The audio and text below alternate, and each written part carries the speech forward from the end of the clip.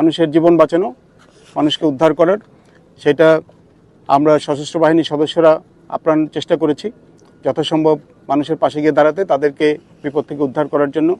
এরপরে তাদের এখন যেটা আমরা করছি, জরুরি ত্রাণ সরবরাহ করছি, বাট খুব শীঘ্রই আমাদেরকে যে জিনিসটা বিবেচনা করতে হবে, আমি এই উপজেলার কথাই বলবো।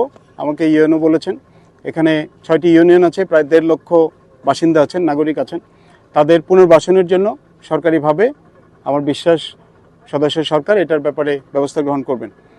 আমি আপনাদের সবাইকে যেটা অনুরোধ করব, ছাত্র জনতা, প্রশাসন, সশস্ত্র বাহিনী, আমরা সবাই যদি কাঁধে কাঁধ মিলিয়ে কাজ করি, তাহলে আমার বিশ্বাস আমরা এই বিপদসংকুল অবস্থা থেকে খুব শীঘ্রই ঘুরে দাঁড়াতে পারব।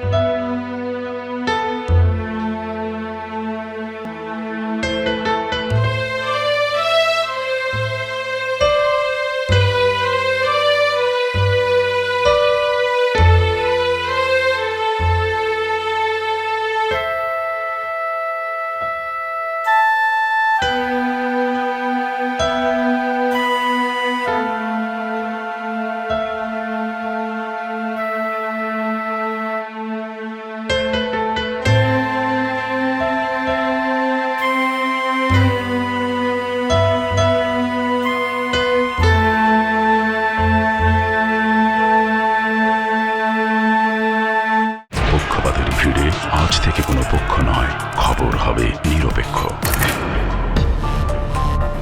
বানোয়াট তথ্যবাদ, খবর হবে নিখাদ।